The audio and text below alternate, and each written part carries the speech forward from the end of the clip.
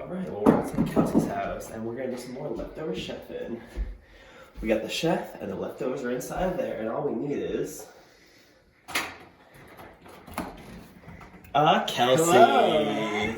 Kelsey, we're here to cook your leftovers. I'm your leftover chef, and I'm gonna raid your fridge and make you a meal. Please come in.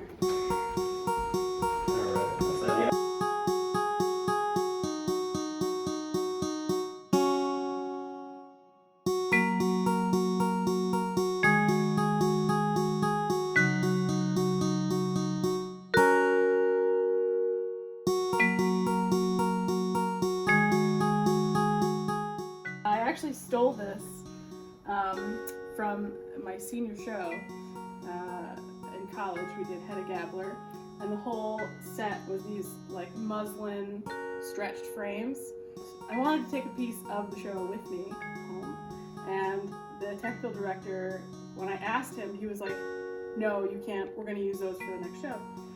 And then he was like, "But I'm taking lunch from 2 to 3, so you better not touch those while I'm gone." And I did. And this is the living room. Here we are. Very nice. This is Honestly, a very important book. it's so important. So important I haven't read it yet. The best books are the ones that you don't read.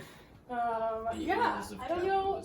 You and Jordan and Reena were here recently, so I don't know if you guys noticed, but holy cow, It's very nice. it's so good. Whoa. My parents were getting rid of it, and it's obviously perfect. It should have just lived here forever. Yeah, the color scheme in this So. place is perfect. Thank you. Yes. Thank you. Yeah.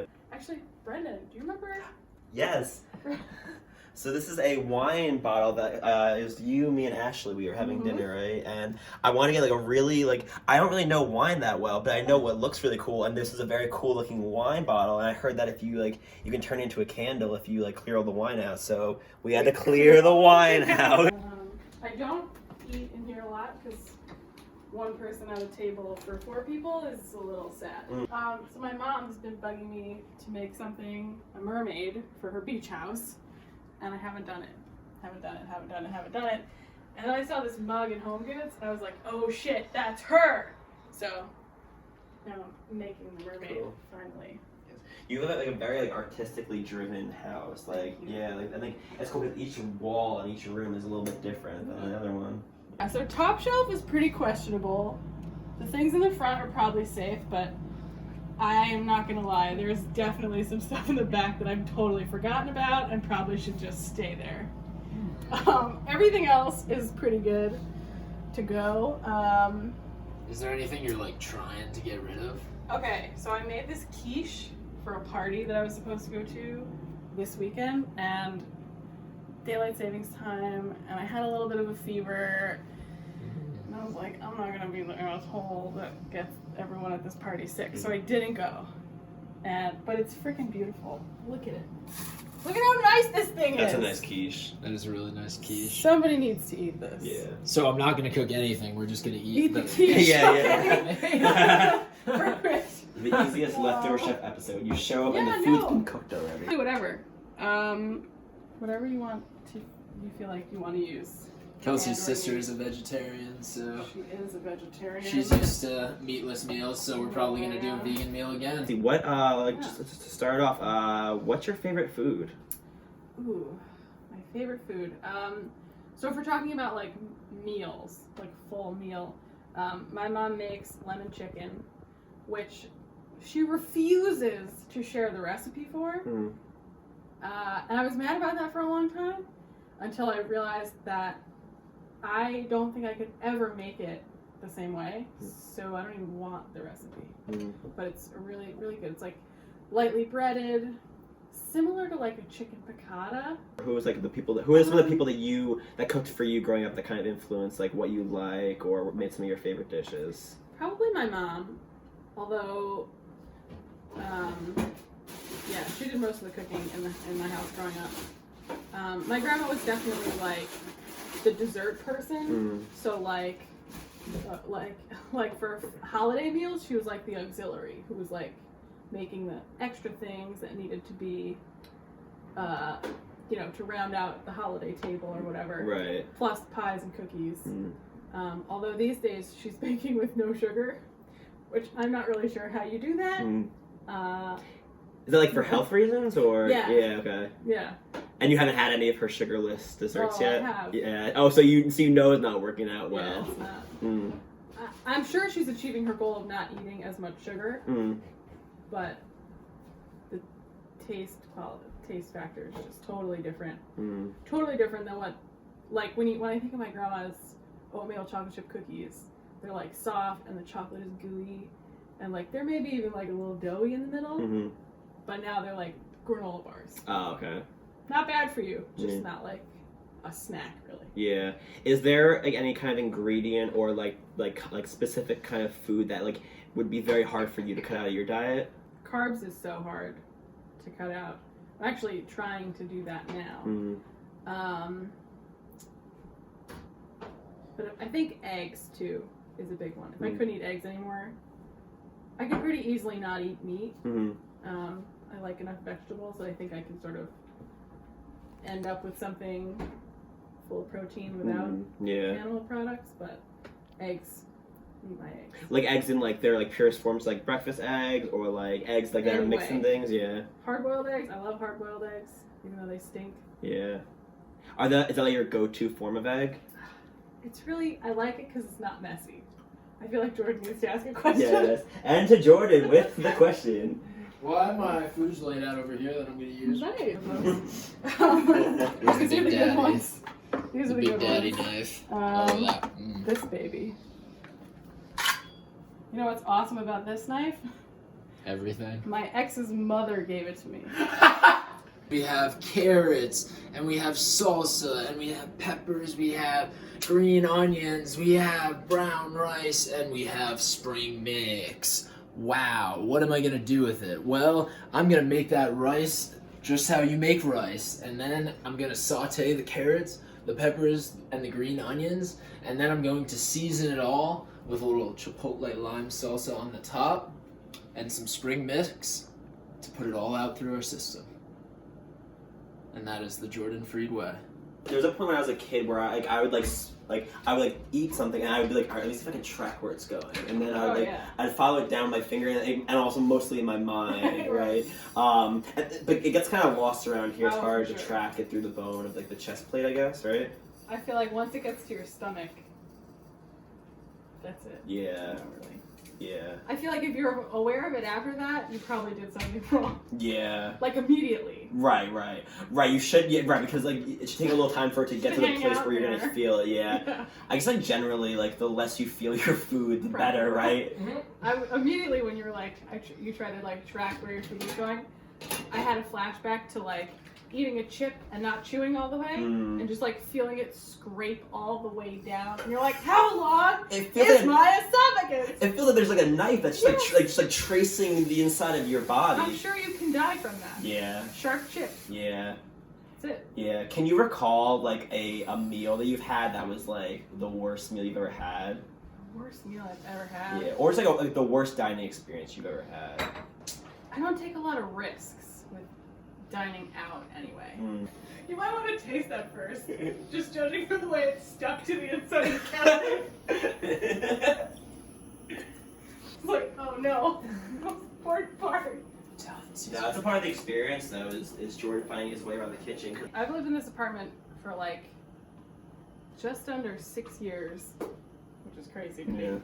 But sometimes I'll just be like, oh, why do I keep that there? And then like a little light bulb just pops up over my head and I'm like, you could change it. You don't have to leave it there. And then Kelsey just turns the light bulb off and then I don't want your common sense. Shut up. How often would you say that you cook here? Every other day, at least, if not every day. Like more than one meal a day, or one? More than one meal a day is like, that would be an extraordinary day. Tend to be someone who likes spicy food. Yes. Yeah. Like how spicy? If I'm in pain, it's wrong.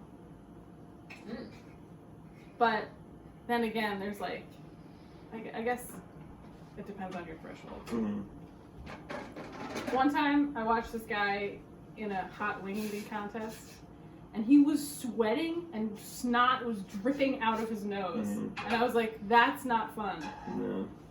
Why are you doing that? I think some people like the feeling of like pushing themselves to like their like furthest threshold of pain and flavor. But I think you're right. I think what you said, pain is not good, right? Is that what you said? If it hurts, it's good. Yeah, right. If it hurts, it's not good. That's a good message, I think, for all aspects of life to follow. Yeah. Probably. Yeah. Do you enjoy cooking? Sometimes it feels like a chore. But I really do like having people over. It's like probably my favorite thing.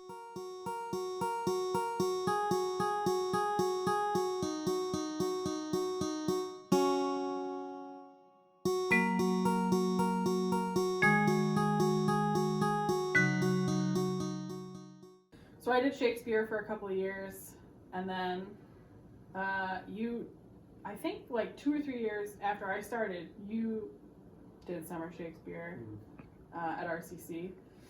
But yeah, in my brain, you were there the whole time. All time? The whole time. My first Shakespeare show was Midsummer, and your first one was What to Do About Nothing. Right. There was this fountain. The main characters were dressed like superheroes and like head to toe spandex. Yes, I remember seeing the poster for that.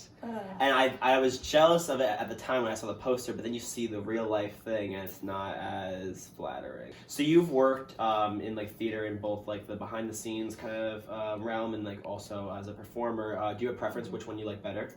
I would be lying if I said I don't really like the spotlight sometimes. But there's a lot of pressure that goes along with being an actor that I don't think I could ever make that my career. It's just a constant hustle. Like, even actors that I've worked with, like, they're working for a couple of months on one show, and they're already booking the next 3 things. And that's just, like, so stressful to me, plus the rejection. It's such a huge part of it. Yeah. How did you get into theater to begin with? So the first play I was ever in was in 4th grade. It was called Dynamotion. It was a musical about dinosaurs. And I played a character whose name was Kelsey, spelled with a Y. Probably the only reason that I got that. Did you go see theater a lot when you were younger? So my parents took me to see Cats when I was 5. That was the first show I ever saw. Jordan, how you feel about Cats? I was in it. I lived it. I was McCavity. Whoa! No, you weren't. Have we not talked about this? No! Yeah, I was in Cats. I mean, I've seen your shirt, but I didn't know that. No, I was like in it. Wow. Perhaps there will be a graphic of Jordan in a cat costume right here. I'm hoping. Yep, there it is. It's right here. So at the beginning of Cats on Broadway, they, the lights go down. Now this is the first theater experience I've ever had. Ever. It's dark, just like in a movie theater. Okay. I've done that part before. And then we were on the end of the row. It was my mom, my dad, and me. And I was fine until some tall-ass dude man. Oh, tall man. Sat in front of me. So I was good. I was like, I can see everything. And then this guy just sits down and I'm like, okay. I'm 5. I'm so little. So I couldn't see. And I was probably complaining about it. So my mom was like, all right, like come sit on my lap. That way I could see down the aisle. So the lights go down. I'm sitting on my mom's lap. And these cats, they're dressed all in black, so they're invisible. Except for these ginormous glowing green flashing eyes. So they come running up the aisle. And I literally have 0 perception of them until there's one right in front of my face. This far away from my face. And I scrambled back over my parents' laps to my own seat so fast. It was scary. That's cool. At the end, when they come out for the curtain call, there are cats wearing different tails. Because, like, if there was one actor for every cat in that show, there'd be 30 million actors. And I didn't understand that. And when I asked my mom, she was like, oh yeah, because they played different parts throughout the whole show. And that totally blew my mind as a kid. That there was this whole huge thing. And cats however you feel about cats, the production value is incredible. And it does feel like a world where you're like smaller than everything. It feels so real, and it's magic. There is magic happening there. To think that there was like people pulling the strings in the back behind all the stuff we were watching to make that happen was so cool. So you've always had kind of like a fascination for like the behind the scenes and the backstage aspects of theater, right? For sure. And you have been featured as a performer in front of the curtain, so to speak, in improv as a seasoned improviser. The first time I ever did improv was in college. One of my friends actually brought his improv troupe, the Sketchy Characters, was their name. He brought them and they jammed with us at Siena because UAlbany was having like... They were a felon improv troupe? They, kind of. They had no rules. They really just didn't have a theater department. So we offered them our space. I distinctly remember playing Hot Seat, which of course is a game where you stand in a circle and the person in the middle has to sing a song until somebody else can interrupt them on a word and begin a new song on that word. And I got stuck in the middle for so long. And I hate having to sing like under pressure in front of people, especially people I don't know. So I was really, really uncomfortable. And that for me just like kind of put a bad taste in my mouth for improv. Yeah, but then fast forward to like 2 years ago, I was just out of a long-term relationship and I was trying to reconnect with my friends and meet new people, which is super hard to do as an adult. It was already something I was considering, which was going to audition for an improv troupe. But then Brendan and our good friend Ashley, literally in front of the Lafayette Theater, did a little song and dance to try and convince me to go. And then, of course, who can deny? If someone does a song and a dance for you, literally, I think you're like legally bound to do the thing. Yes, agreed. They're trying to make you do. Yes, I agree. Unless it's Michael Jackson. Saying no, you should listen to Michael Jackson when he sings and dances for you. I'm saying all rules are meant to be broken. Very good. The person that I knew the longest from improv auditions was the first person that I met. And of course that was Jordan. Talking to Jordan was just like effortless. I didn't really feel like sometimes you're talking to someone and they're like, yeah, you're like, okay, but like I don't know you, you don't know me, we're gonna have a little conversation, meet me halfway. And I feel like Jordan is always someone who's willing to meet you halfway. Shortly thereafter, I was showing one of my other friends around the space. We ran into somebody else that I knew, and I saw Jordan, and I was like, oh, fuck. Okay, I know, so this is like somebody that I know, like you or Ashley. So I was like, oh, this is my friend Mara. We went to college together, whatever, this is Ashley. And then I was like, I can't freaking remember Jordan's name. I cannot remember his name. This is like a crucial point in the relationship because we met, we got along, and now, like, we might be performing together forever from now on. But here it is.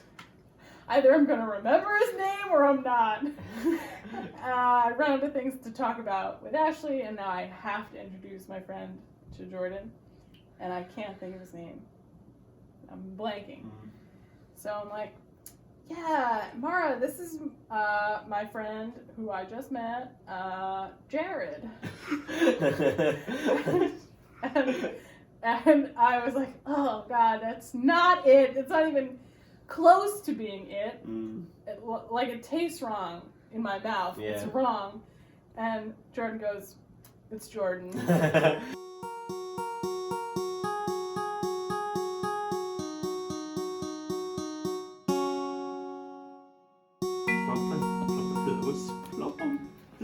So actually, it's funny that Jordan's making carrots are one of like the ingredients for the meal today, and one of the other episodes of this that we had, they also incorporate carrots. I guess it's because like carrots, like, they just always come in big bag and bundles. Like, you don't really use all your carrots a lot of times, right? I definitely don't. I'm always throwing carrots away. Yeah. Can you buy one carrot? You should be able to. That should be a thing.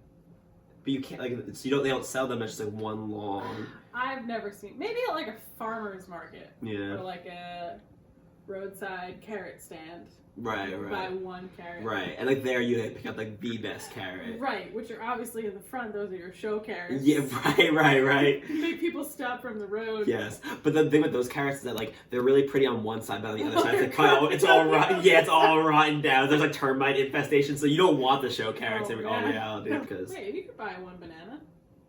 No, you can't. Yes, you can. What do you mean? They come in a bundle. Yeah, right, but. I mean, they actually come in like a massive, huge bundle of carrots. They start off as carrots and then they slowly become bananas when you pull them off. That's why you can't buy carrots individually, because if you sell them individually, they just become bananas. That's right. Yeah. That's right. Wait, I didn't. My mind was blown. I did not know that you could like buy. Yeah. So you could just buy one banana if you want. I mean, like that's the way my mom always did it. Like. Well, not one. Usually, it would be like, to find the right bundle, it would be impossible to find the one that was like ripe enough or the right number, because that's also important.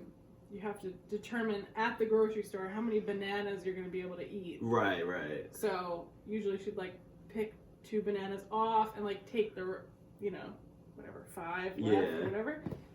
But there was always like those 2 bananas or like 1 banana. My mom had a very different approach. She kind of taught me everything I know about produce, and she would just like search until she found like the bundle that was like the perfect bundle. Like we didn't do like the mixing and the matching. In ripeness and in number. Yes, right. Yes, and like generally I think rule of thumb for us was like we get the amount of produce as there are people in the house, and if they don't like it, then someone gets an extra one. Right, well, that's a pretty good rule. Yeah. I feel like there are lots of rules when it comes to produce, though. Like everything has a different rule. Knocking on watermelons, you'd hold it like a baby. Oh, okay. Yep. Well, maybe not like a baby. Yeah.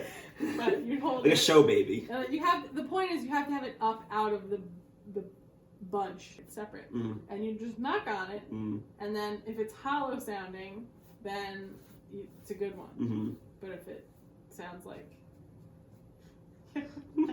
that wouldn't be a good one. No, this would be a squishy one that would be malleable, that just is like clay.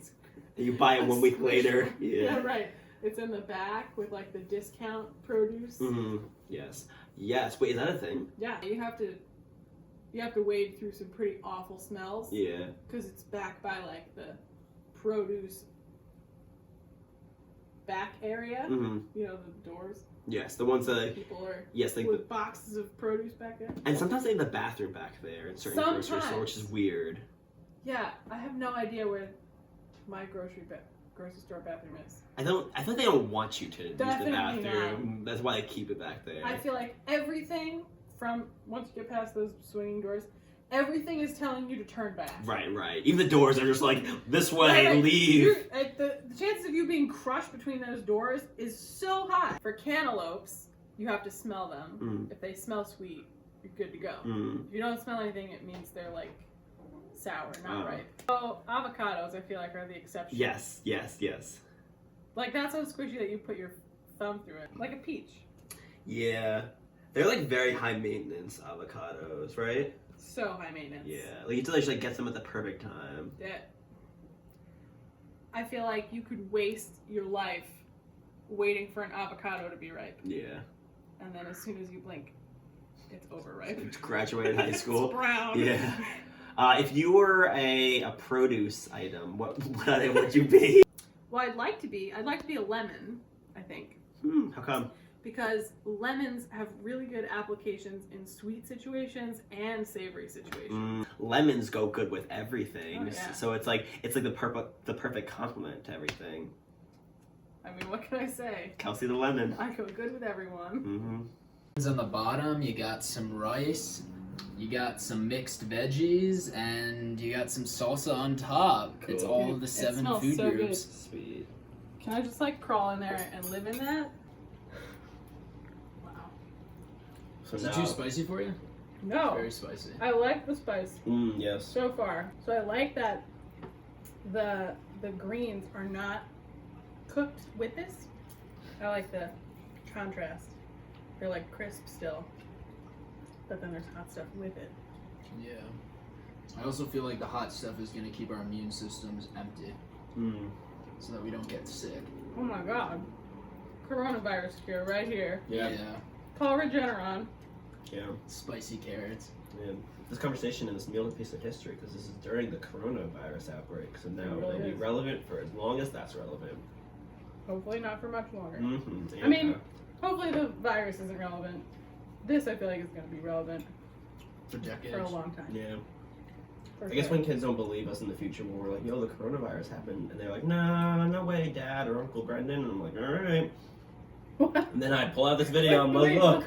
why aren't you the dad in this version? Like, whoever it is, I don't know. Like, I don't know who Is Jordan the dad? It might be Jordan, it might be Reena's, like, it might be their kid, like, I don't know. Like, it Okay. might be whoever else wants to call me uncle. No Like, pressure. I would like to be uncle to everybody in the world, so.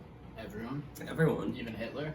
Well, that's age-wise, that doesn't Maybe make if sense. Hitler had Brendan as an uncle, certain things wouldn't have transpired. Right. Because if he would have He would asked have me. been an artist for fucking sure. Oh, yeah. For sure, he would have been an artist. Like, man, like, war's lame, dude. Like, taking away people's rights, so lame. But painting that portrait over there of that ampersand, is that it? That's what it's called? Mm-hmm. Now that's what life's all about. And eating fantasy. Did your dad cook at all? When he adventures with food, it's to create a snack when there are no snack things around. So like, Yo, that is very much the way I think too. Oh my god, I never really put that way before. like a piece of toast with like some icing on it, Yeah. or like fruit with icing on it. Yo, your dad is the original leftover chef. We just cracked it. He is the Yeah. original. No, I would just like to thank the leftover chef for Oh. cooking dinner for me. This was awesome. You're welcome in my kitchen, in my fridge, anytime. There you have it, folks. Let me into your kitchen at any time, any day, any place, any ingredients, and I'll make you too spicy of a meal. It is very spicy. Good spicy. A lot of heat. We'll let our camera woman decide. I've been the leftover chef, and this is the leftover chef. Have a good night.